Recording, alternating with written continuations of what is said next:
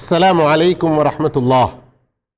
అల్హమ్దులిల్లాహ్ వస్సలాతు వస్సలాము అలా రసూలిల్లా అమ్మా బాద్.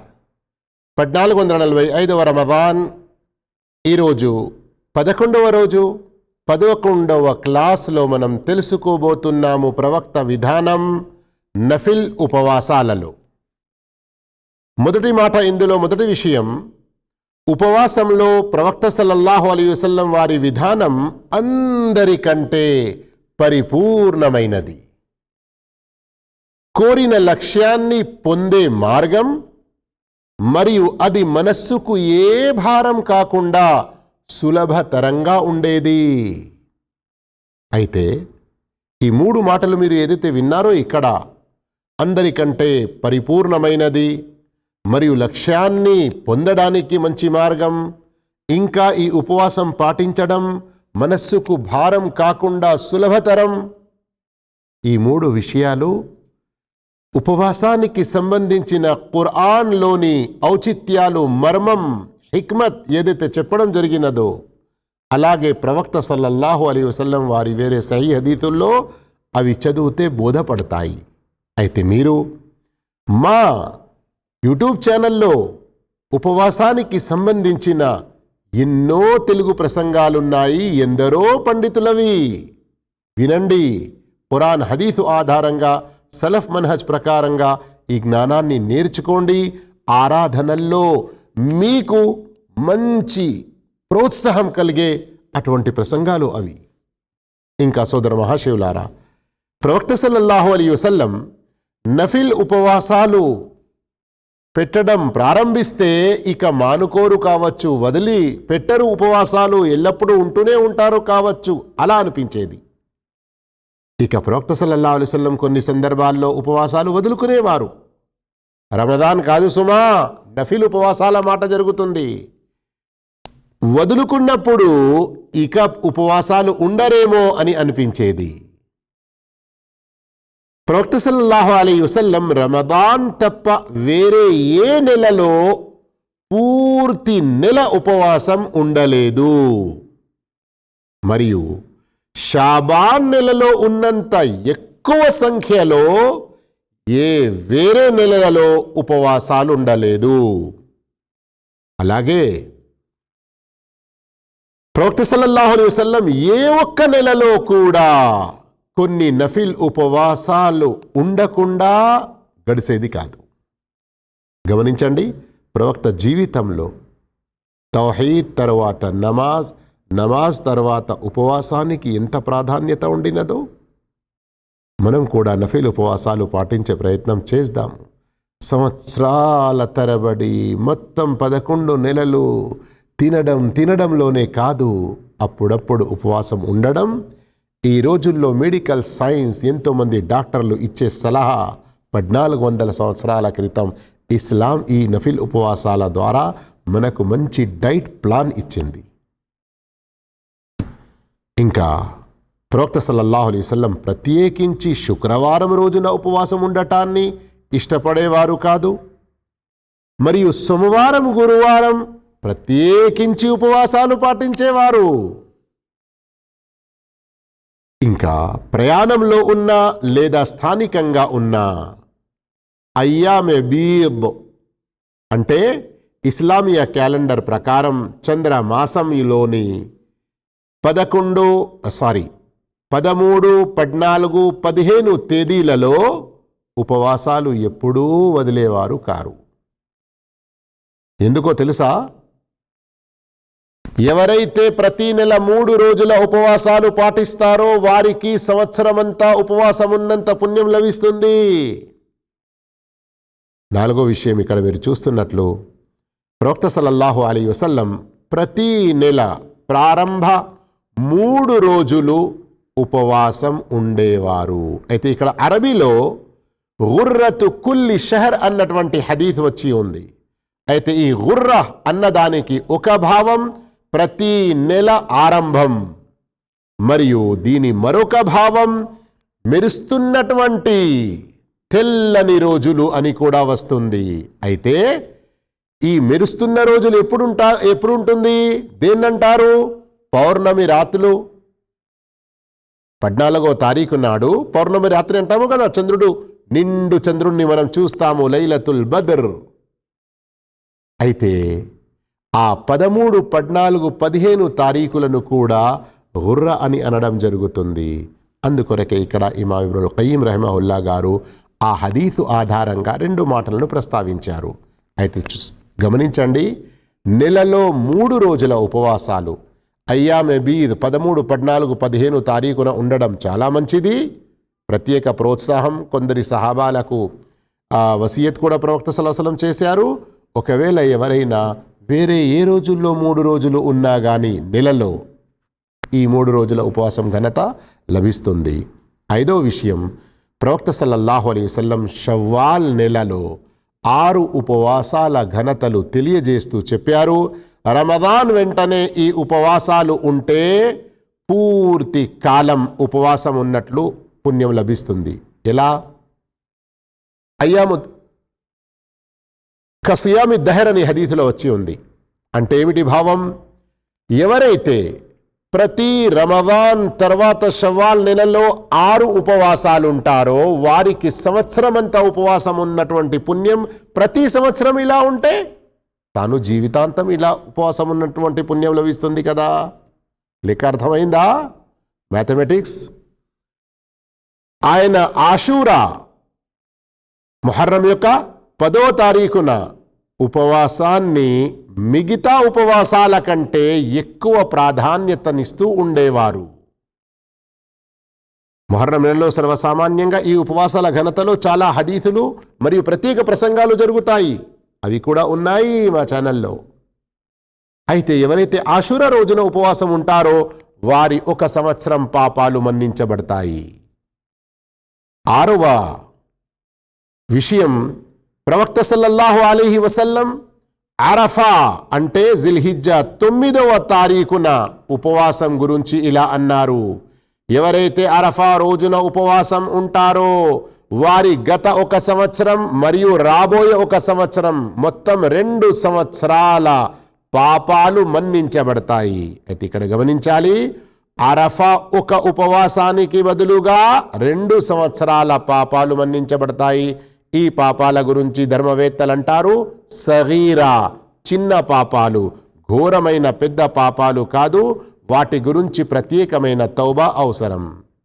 ఇంకా ప్రవక్త సల్లల్లాహు అలైహి వసల్లం వారి విధానం, హజ్ చేస్తున్నప్పుడు అరఫా మైదాన్లో 9వ తారీఖు రోజున ఉంటారు కదా, అక్కడ ఉపవాసం పాటించేవారు కాదు. అంటే ఏం తెలిసింది? ఈ 2 సంవత్సరాల ఘనత ఏదైతే ఉందో అరఫా ఉపవాసం అంటే 9వ జిల్హిజ్జా ఉపవాసానికి, అది ఎవరైతే హజ్ చెయ్యడం లేదో వారు పాటించాలి. మరొక ముఖ్య గమనిక గుర్తుంచుకోండి, ప్రతి దేశంలో ఉన్నవారు వారి అక్కడి చంద్రమాస ప్రకారంగా 9వ జిల్హిజ్జా అంటే ఈదుల్ అద్హా బక్రీద్ పండుగ ఏదైతే జరుపుకుంటామో దానికంటే 1 రోజు ముందు 9వ జిల్హిజ్జా రోజు ఉపవాసం ఉండాలి.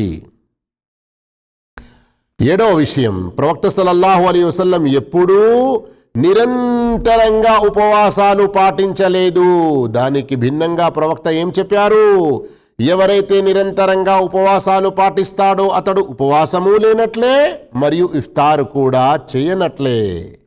8వ విషయం, ఒక్కోసారి ప్రవక్త సల్లల్లాహు అలైహి వసల్లం నఫిల్ ఉపవాసానికి సంకల్పించుకునేవారు, నియత్ చేసుకునేవారు. ఇది నఫిల్ ఉపవాసం మాట జరుగుతుంది. ఇంటికి వచ్చి ఏమైనా ఉందా తినడానికి అంటే ఉంది అన్నప్పుడు ఉపవాసం విరమించేవారు. మరియు తరచుగా మరొక విషయం ఏం జరిగేది? ప్రవక్త సల్లల్లాహు అలైహి వసల్లం ఇంట్లోకి వచ్చి ఏమైనా ఉందా తినడానికి అన్నప్పుడు ఏమీ లేదు అని అంటే సరే అలాంటప్పుడు నేను ఉపవాసం ఉంటాను అని ఉండేవారు. అయితే ఏం తెలిసింది దీని ద్వారా? నఫిల్ ఉపవాసం ఒకవేళ పొద్దటి నుండి అంటే ఫజర్ కంటే ముందు నుండి ఏమీ తినకుండా లేకుంటే 10-11 గంటల సమయంలో కూడా ఎవరైనా ఈరోజు ఉపవాసం ఉంటా అని సంకల్పించుకొని సాయంత్రం వరకు అంటే మగ్రిబ్ వరకు ఏమీ త్రాగకుండా ఉపవాసాలు భంగపరిచే, ఉపవాసాల పుణ్యాలను తగ్గించే అటువంటి విషయాల నుండి దూరం ఉండి ఉపవాస పుణ్యం పొందవచ్చు. మరి ఉపవాసం ఉంటే ఎంత గొప్ప పుణ్యం! ఉపవాసాల ఘనత మా వీడియో తప్పకుండా చూడండి మీరు. కానీ ఫర్ద్ ఉపవాసాలు ఏవైతే ఉన్నాయో అవి రమదాన్ ఉపవాసాలు కానివ్వండి, రమదాన్లో ఎవరైనా ఉండలేకపోతే తర్వాత కదా చేస్తారు కదా, అవి కూడా ఫర్దుగా ఉంటాయి. మరియు అలాగే ఎవరైనా మొక్కుబడి చేసుకుంటారు ఉపవాసాలు ఉండాలని, నజర్ యొక్క ఉపవాసాలు అంటారు. ఇవన్నిటికీ కూడా ఫజర్ కంటే ముందే సంకల్పం చేసి ఉండడం తప్పనిసరి. అంటే ఏమిటి?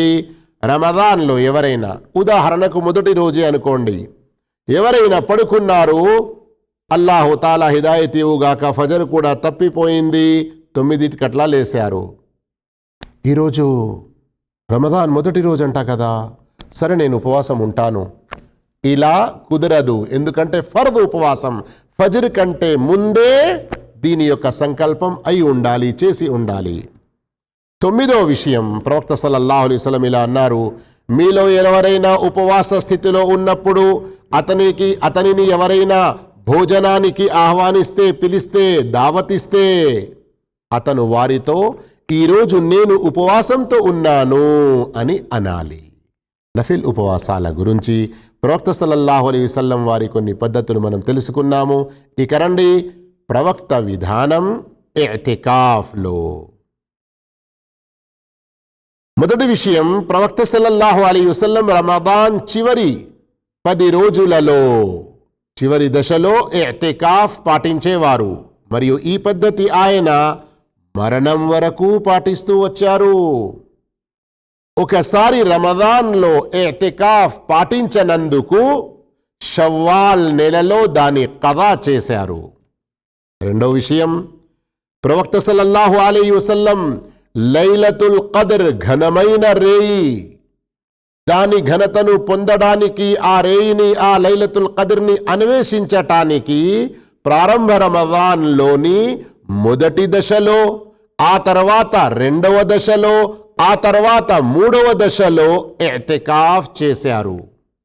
అయితే లైలతుల్ ఖద్ర్ చివరి దశలో ఉందని ప్రవక్త సల్లల్లాహు అలైహి వసల్లం వారికి ఖచ్చితంగా తెలిసిన తర్వాత అల్లాహ్ సన్నిధికి చేరుకునేంత వరకు, అంటే ప్రతి సంవత్సరం ప్రవక్త సల్లల్లాహు అలైహి వసల్లం రమదాన్లోని చివరి దశలోనే ఇతికాఫ్ చేస్తూ వచ్చారు.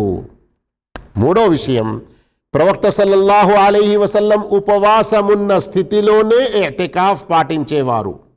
అవును, ప్రవక్త సల్లల్లాహు అలైహి వసల్లం వారి యొక్క ఇదే పద్ధతి. దీని యొక్క ఎన్నో లాభాలను ఇమాం ఇబ్నుల్ ఖయ్యిం రహిమహుల్లా ఈ పుస్తకం యొక్క అసలు ఏదైతే ఉందో జాదుల్ మఆద్, అందులో ఎన్నో లాభాలు కూడా ప్రస్తావించారు. కానీ ధర్మవేత్తలు వేరే కొన్ని హదీసుల ఆధారంగా చెప్పే మాట ఏమిటంటే, ఎవరైనా ఒక మనిషి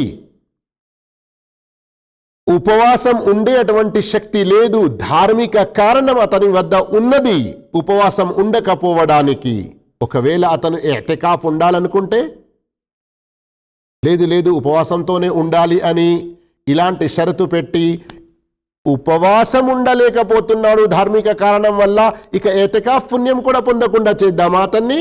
లేదు, అతడు ఉపవాసం ఉండకుండా ఇతికాఫ్ పాటించి ఇతికాఫ్ యొక్క పుణ్యాలు పొందవచ్చును అని అంటారు.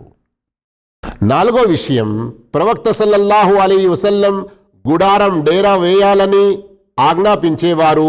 అప్పుడు ఆయన కొరకు మస్జిద్లో గుడారం ఏర్పాటు చేయడం జరిగేది. ఆయన అందులోనే ఉండి అల్లాహ్ ఆరాధన చేసేవారు.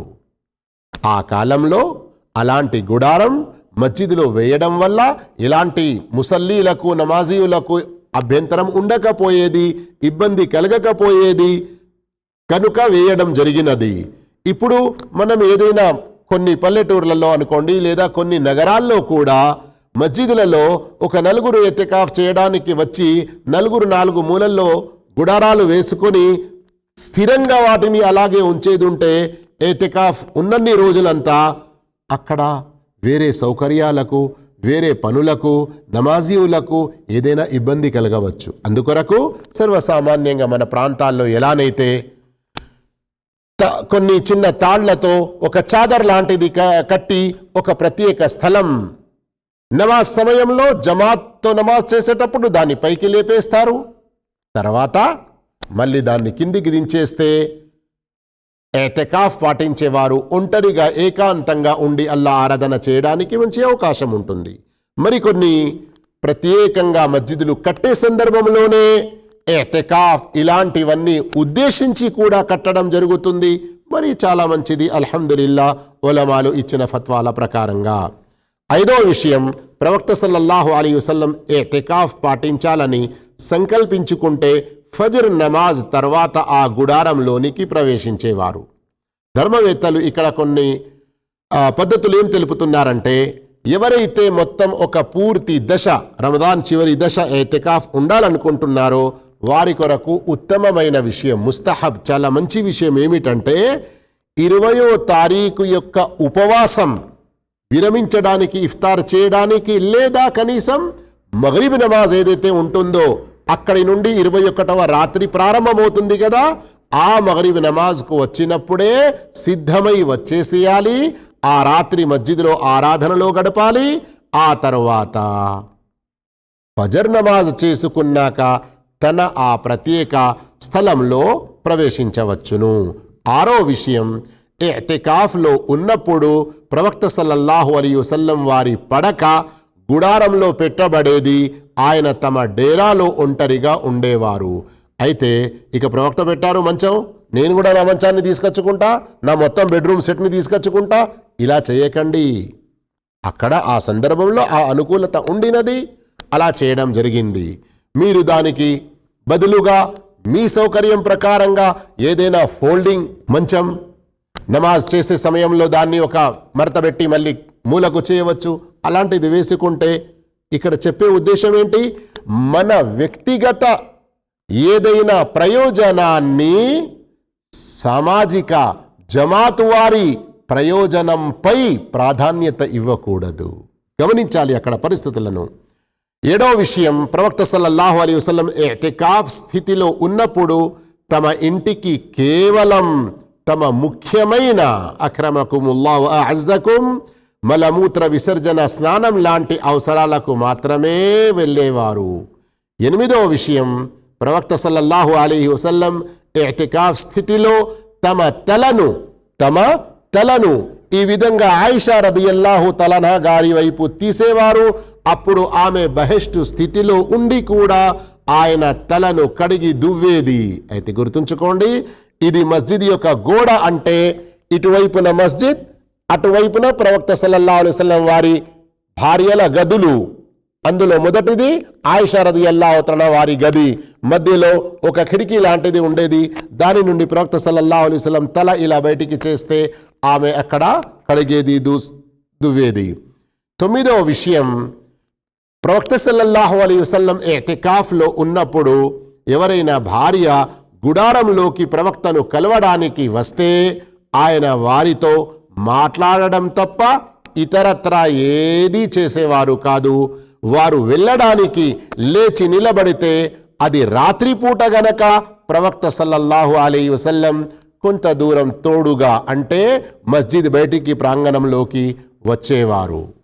పదో విషయం, ప్రవక్త సల్లల్లాహు అలైహి వసల్లం ఇతికాఫ్ స్థితిలో భార్యలతో లైంగిక సంబంధం పెట్టుకునేవారు కాదు, కనీసం ముద్దు కూడా పెట్టుకునేవారు కాదు. అయితే మీరు ఉపవాస ఆదేశాలు, ఉపవాస పద్ధతుల్లో ఏదైతే నిన్న చదివారో, నిన్నటి వీడియో వినండి ఒకవేళ వినకుంటే. అందులో ఏం ప్రస్తావన వచ్చింది, ఉపవాస స్థితిలో ప్రవక్త ముద్దు పెట్టుకునేవారు, కానీ మీరు ఇలాంటి ప్రయత్నం చేసి ఉపవాసం పాటు చేసుకోకండి అని అక్కడ వివరణ చెప్పడం జరిగింది కదా. కానీ ఇతికాఫ్లో దీనికి కూడా అనుమతి లేదు. వలా తుబాషిరుహున్న వఅంతుమ్ ఆకిఫూన ఫిల్ మసాజిద్ అని అల్లాహ్ సూరతుల్ బకరాలో చాలా స్పష్టంగా చెప్పేశాడు. 11వ విషయం, ప్రవక్త సల్లల్లాహు అలైహి వసల్లం ప్రతి సంవత్సరం 10 రోజులు అంటే రమదాన్లోని చివరి దశలో ఇతికాఫ్ పాటిస్తూ ఉండేవారు. కానీ ఏ సంవత్సరమైతే ప్రవక్త సల్లల్లాహు అలైహి వసల్లం మరణించారో, మరణానికంటే ముందు ఏ రమదాన్ గడిసినదో అందులో 20 రోజుల ఇతికాఫ్ చేశారు.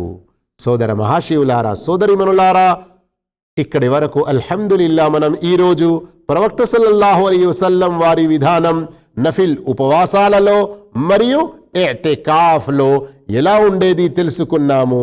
ఆయా సందర్భాల్లో ప్రవక్త వారి ఉత్తమ ఆదర్శాన్ని పాటించండి. ఇహ పరలోకాల సాఫల్యాలతో పాటు మేళ్ళు, శుభాలు, సంక్షేమాలు అన్నీ కూడా పొందుతూ అల్లాతో వేడుకుంటూ ఉండండి. వఆఖిరు దావానా అనిల్ హమ్దులిల్లాహి రబ్బిల్ ఆలమీన్. వస్సలాము అలైకుం వరహ్మతుల్లాహి వబరకాతుహు.